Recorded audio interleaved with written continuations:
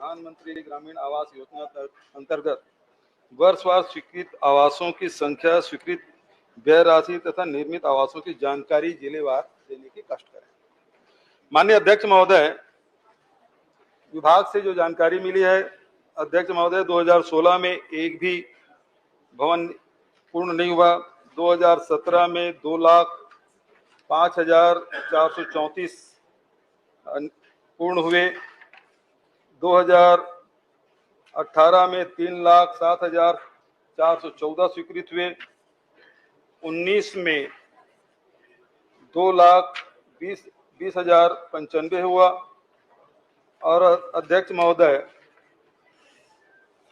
20 में आप देखेंगे अध्यक्ष महोदय 33,792 और 21 में 47,728, 22 में 10,485, 23 में 1,09,489, 24 में 1,65,620 ये आपने आंकड़े दिए हैं।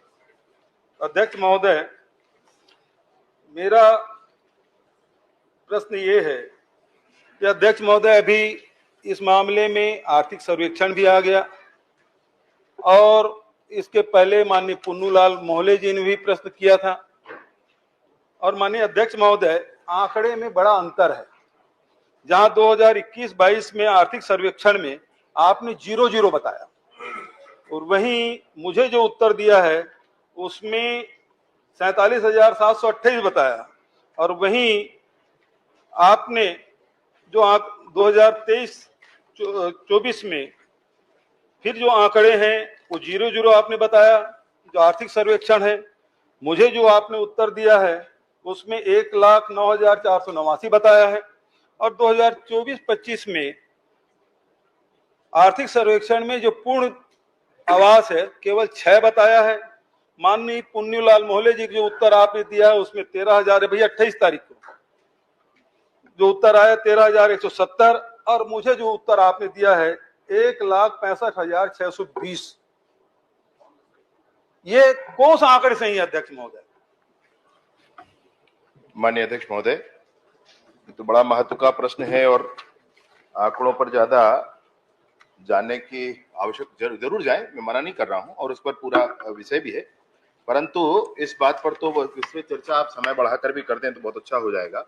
माननीय सदस्य महोदय, पूर्व मुख्यमंत्री जी का जो कहना है, इन्होंने प्रश्न किया था कि वर्ष 2016 से वर्ष 2025 तो जनवरी से दिसंबर उसको कैलकुलेट किया गया फिर पूरा। माननीय अध्यक्ष महोदय, वो वित्तीय वर्ष के आधार पर वेबसाइट में उपलब्ध था, प्रोग्राम सारे थे, लेकिन उसको महीनों में बांटकर, जिलों में बांटकर उस वर्ष के आधार पर जैसा प्रश्न हुआ था उस प्रश्न के आधार पर इसको बनाया गया। माननीय अध्यक्ष महोदय, इसलिए उनको आंकड़ों में ये लग रहा होगा कि वहां आंकड़े कैसे हैं और यहाँ आंकड़े कैसे हैं। ये वर्ष के आधार पर है, वो वित्तीय वर्ष के आधार पर है और वर्ष के आधार पर जो आंकड़े हैं ये बिल्कुल स्थापित आंकड़े हैं और समझने के लायक है कि इसमें कथा भी बहुत बड़ी है। माननीय अध्यक्ष महोदय, वो कथा ऐसी है कि संपूर्ण छत्तीसगढ़ के गरीब जिनके आवास रुके हुए थे, वो प्रतीक्षा कर रहे थे, माननीय विष्णुदेव साय जी की सरकार बनने के बाद जो आवास बने हैं वो भी हम लोग ध्यान में है। मैं प्रतीक्षा करता हूँ। बहुत बढ़िया बात आपने कही माननीय अध्यक्ष महोदय। आपने कहा कि 18 लाख आवास बने नहीं,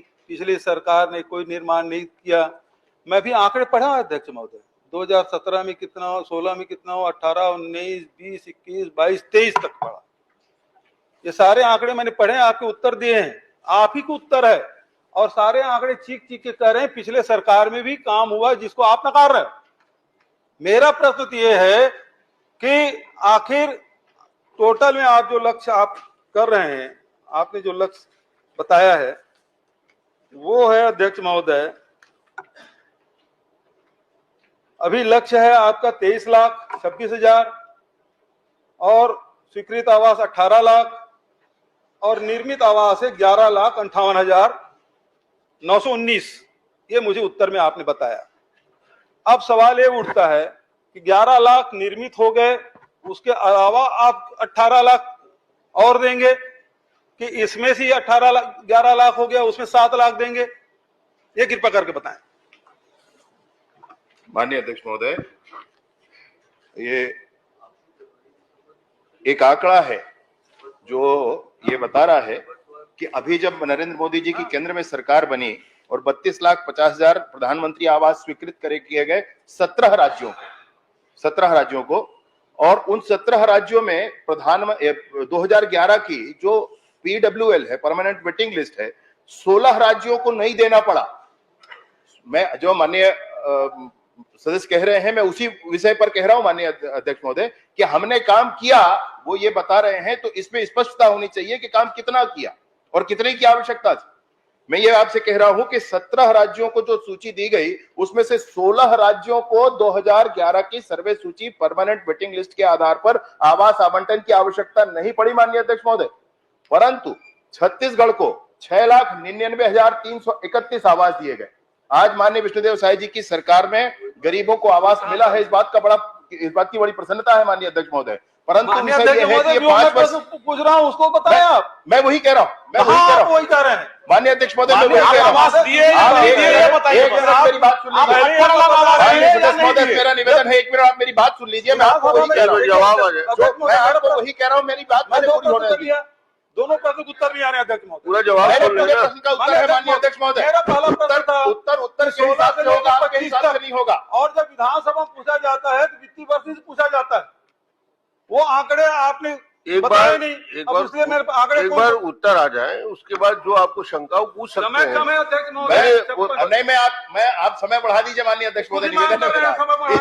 चलिए आप जवाब आवश्यक है, समय बढ़ाने की मांग कर रहे हैं। दूसरा प्रश्न ले लें, क्योंकि माननीय ट्रेजरी बेंच से ये मांग की जा रही है कि समय बढ़ाया जाए। अभी आप एक मिनट जवाब, अभी समय है हमारे पास, 1 मिनट जवाब करने दीजिए माननीय सदस्य महोदय, माननीय अध्यक्ष महोदय, समय है, आप बैठिए ना। हाँ, पहले जवाब दे दीजिए। मैं आपसे वही कह रहा हूं, कितने की आवश्यकता थी और कितना कहा किया गया है, ये इस बात का प्रमाण है। अभी केंद्र की सरकार ने 8,47,000 आवास दिए हैं माननीय अध्यक्ष महोदय, उसमें से 6,99,331 आवास 2011 की वेटिंग लिस्ट के हैं। उसमें से 17 राज्यों में से 16 राज्यों को नहीं देना पड़ा, सिर्फ छत्तीसगढ़ को देना पड़ा, क्योंकि ये काम बकाया रह गए थे, और ये काम सिर्फ छत्तीसगढ़ में बकाया रह गए थे। कोरोना का काल और ये वो, ऐसी कोई बात नहीं माननीय अध्यक्ष महोदय। उसी समय में झारखंड ने जितने लक्ष्य दिए गए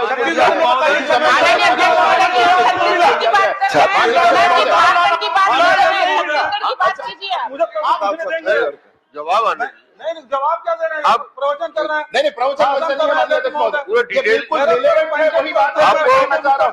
माननीय सदस्य जो प्रश्न किए हैं माननीय अध्यक्ष महोदय, मैं वही कह रहा हूँ। खुद बोल रहे हैं कि समय बढ़ाया जाए। माननीय अध्यक्ष महोदय, सवाल ये उठता है, अब मैं इस बात को छोड़ता हूँ। आखिरी प्रश्न कर लीजिए। तीसरा प्रश्न ये है कि आवास योजना में कितना है, आवास प्लस में कितना है, आवास प्लस प्लस में कितना है, ये बता दें 2011 के सर्वेक्षण में।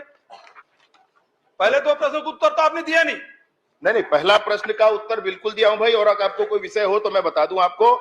इसके बाद प्रतीक्षा सूची जो 2011 की है 6,99,000 कुछ आवास, और आवास प्लस की सूची है 8,19,999 आवास, और जो किस्त जिन आवासों के बचे थे अभी 2,24,000 पूरे किए गए नई सरकार बनने के बाद वो आवास, और उसके बाद जो 47,090 आवास मुख्यमंत्री आवास के नाम से जो आपने एक सर्वे करा रखा था, और पूरे देश को मिलने वाले राशि को छोड़ करके राज्य की बजट से हम पूरे को राशि दे देंगे, ऐसा प्रस्ताव करके रखा था माननीय अध्यक्ष महोदय। इन सबको मिलाकर के, भाई मेरी बात माननीय अध्यक्ष महोदय, एक बार बात सुनी जाए, इन सबको मिलाकर के वो 18 लाख का फिगर आ जाता है। ये 11 लाख से अलग है माननीय अध्यक्ष महोदय। ये 11 लाख जो निर्मित आवास है, ये 11 लाख जो निर्मित आवास है उससे पृथक है माननीय अध्यक्ष महोदय। माननीय ट्रेजरी बेंच से भी ये बात आई है कि समय उसमें बढ़ाया जाए, और हम लोग भी मांग करते हैं अध्यक्ष महोदय समय बढ़ाया जाए। 11 लाख जवाब 11 लाख से माननीय अध्यक्ष 11 लाख से पृथक है माननीय अध्यक्ष महोदय। अब ये बताइए 11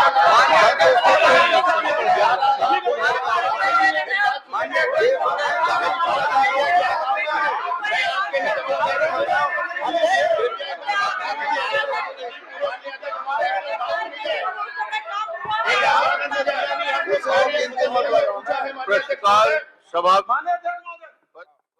विधानसभा क्षेत्र में सिविल भी है और सामुदायिक स्वास्थ्य केंद्र